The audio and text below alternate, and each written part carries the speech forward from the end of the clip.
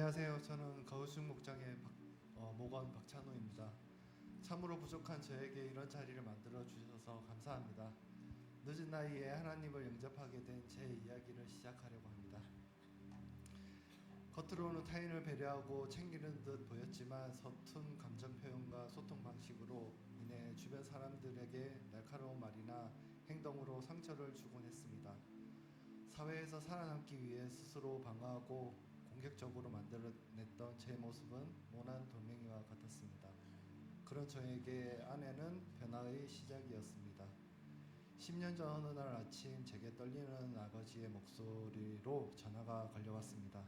어머니께서 대장암 판정을 받으시고 서울의 병원으로 행하신다는 소식에 저는 그 자리에서 아무것도 할 수 없었습니다.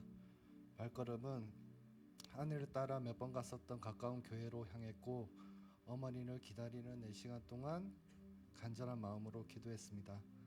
돌이켜보면 그날이 하나님께 처음 인사를 드린 날 같습니다. 돌이켜보면 완치 판정을 받으시고 건강하게 저희 곁에 계신 어머니를 뵐 때면 하나님께서 제 기도를 들어주셨다라는 믿음이 더욱 굳건해집니다. 하지만 그때는 이 모든 것이 하나님의 은혜임을 깨닫지 못하고 여전히 세상의 흐름 속에서 감사함을 잊고 살았습니다. 그러던 중 아내를 만나 결혼을 준비하게 되었고 기독교 집안인 아내와 결혼을 준비하면서 종교적 차이로 인해 갈등이 있었습니다. 다행히 서로 이해하고 배려한 덕분에 결혼식은 일반적인 형식으로 진행하되 주례는 목사님께서 맡아주시기로 합의하였습니다. 그러나 결혼식 당일 예정이 없던 목사님의 기도문 낭독으로 인해 결혼식은 제가 예상했던 방향과 다르게 흘러갔고 신부 측과 신랑 측의 분위기는 너무나도 달라 당황스러워했습니다. 나중에 알고 보니 이 모든 것은 교회 권사님이신 장모님의 큰 그림, 아니 어쩌면 하나님께서 제게 건네신 두 번째 인사였는지도 모릅니다. 세 번째 하나님의 인사는 제 아내를 통해 찾아왔습니다. 아내는 타인을 잘 이해하고 배려하고 주변 사람들을 편안하게 해주는 따뜻한 성품을 지녔습니다. 모태신앙인 아내는 늘 하나님 뜻 안에서 살아가려고 노력하는 사람이었습니다. 저를 만나 잠시 그러지 못했던 때도 있었지만 마음속 깊은 곳에서 항상 하나님을 향하고 있음을 느낄 수 있었습니다.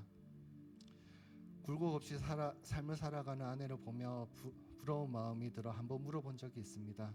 아내는 교인이신 장인어른과 장모님의 기도 덕분에 하나님의 보살핌 속에서 살아온 것 같다고 말했습니다. 이러한 아내를 존경하고 함께하는 마음이 저를 하나님께 이끌었던 것 같습니다. 흔히들 성인이 되어 하나님을 받아들이는 것은 쉽지 않다고 말합니다. 저 또한 40대 중반이 지나면서 오랜 경험을 통해 형성된 삶의 방향과 하나님을 통해 제시하는 방향이 다를 때가 있어 여전히 고민에 빠지곤 합니다. 하지만 분명한 것은 하나님께서 하루아침에 제 마음속에 들어온 것은 아니다라는 사실입니다. 10년 전부터 하나님께서 끊임없이 제게 손을 내밀어 주셨고 그 따스함과 감사함에 비로소 제 마음이 문이 열린 것 같습니다. 아내를 따라 교회를 다녀봐도 선뜻 마음이 열리기는 쉽지 않았습니다.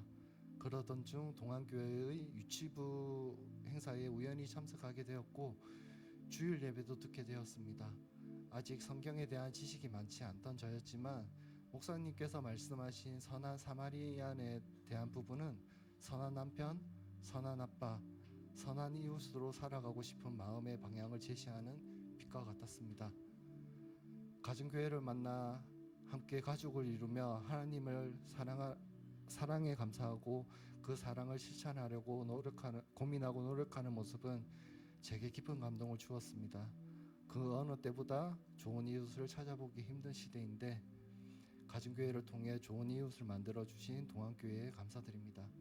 또한 초신자인 저에게 따뜻하게 다가와 주시는 가우식 목장의 이상호 목장님, 이경수 목련님, 그리고 목원님들 정말 감사합니다.